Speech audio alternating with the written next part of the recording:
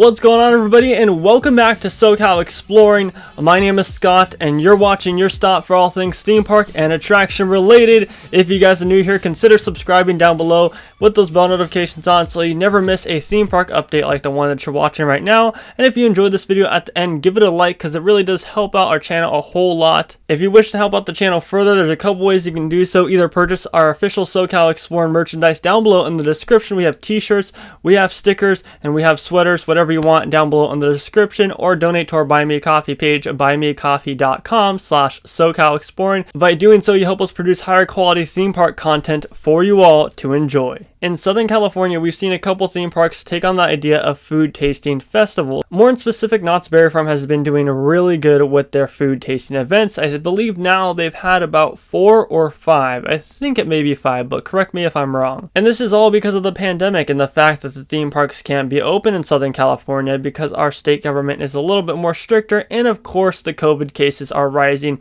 daily. SeaWorld's been doing their thing, opening as a zoo and a couple food tasting events here and there. Disneyland is getting ready for their food and wine festival, which is super exciting. Knott's Berry Farm's already doing Taste of Boysenberry Festival, and of course Six Flags had their drive-through events here and there. But one park in specific that's been kind of out of the loop other than opening up City Walk is Universal Studios Hollywood. Will they ever reopen before they get the approval to open up the theme park rides and attractions, or will they just wait until then? Well, today I kind of wanted to brainstorm some ideas on what Universal Studios Hollywood can do to reopen the theme park, not fully, but kind of like a food tasting event / opening just the shopping up front. So I think that the obvious option would be for the park to open up the front area all the way until they hit the Universal Plaza area, maybe have a couple food carts here and there of some of Universal Studios Hollywood's favorite foods and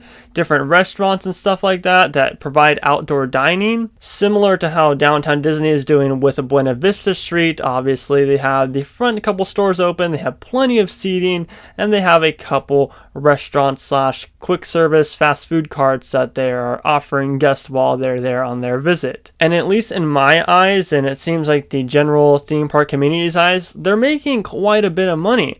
Same with food tasting events at Knott's and stuff going on at SeaWorld. But I think about it, right? And it's like, yes, Universal will still make money. And they'll still make money off of just opening the shopping and stuff like that.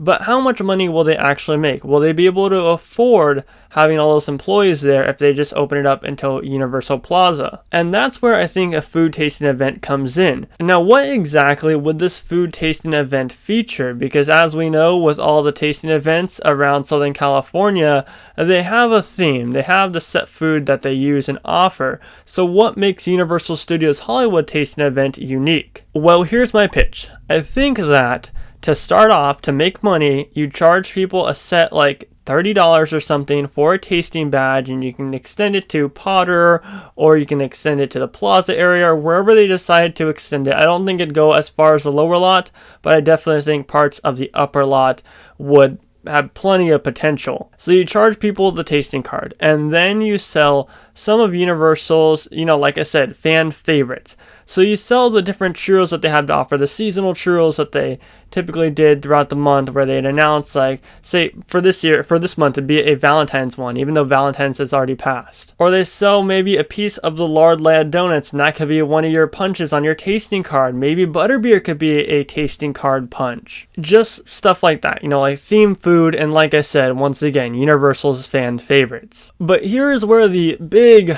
window of opportunity comes in. As we all know, Super Nintendo World is being constructed down in the lower lot, and even though they haven't announced it yet, I think that the green hills and the mushrooms are pretty obvious. What if, in order to market Super Nintendo World, whether it opens this year or next year, early next year that is, they sell some of the Nintendo themed food options that you can get while in the land? And I'm not talking about all the food options, but maybe just the small little, like the item block dessert treats that they're selling at Universal Studios Japan. Maybe stuff like that. And maybe, just maybe, they transform one of the stores in the upper lot to fit a Super Nintendo World theme, similar to what they did in Universal Studios Japan, where they opened up a Nintendo-themed store before the actual land was open. Why don't they do that in Hollywood, or why don't they open a store like that at City Walk? Because if you think about it, you either open up the front portion of the park for free and you hope that people will spend money in the store and at the different food stands, or you charge them a set price, but also including, you get exclusive Nintendo themed treats that you can try, and you get this exclusive Nintendo themed pop-up shop that you can enjoy. I think it's a perfect marketing move for Universal. And keep in mind, this is all just basing off of my thoughts in my head. I don't think that any of this will be even close to happening. I just think realistically that Universal Studios Hollywood can benefit from this, because hands down, I feel like with the other parks that have been making money, they have been struggling the most. But you could also argue that they're making money off the movies, they're making money off the Orlando park, and they've obviously kept the majority of their team members employed, unlike Disneyland, where they laid off a total of 32,000. And that's Disney worldwide, my mistake. But right now, it's kind of a what if. What will happen? Will Universal see the success of all these other theme parks doing food tasting events and want to capitalize on it? Or will they stay quiet and wait until they get the 100% approval to open up the rides and attractions and then open up their theme park? And I wanted to just throw something out there. Credit to my friend Aaron.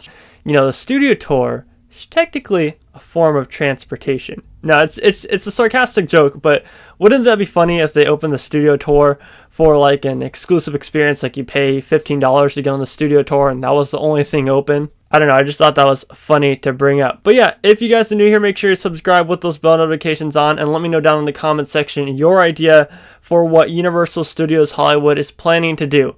Will they open or will they not open anytime soon? My name is Scott, and you've been watching SoCal Exploring. Positivity is key, and most importantly, remember to keep exploring. Peace out, everybody.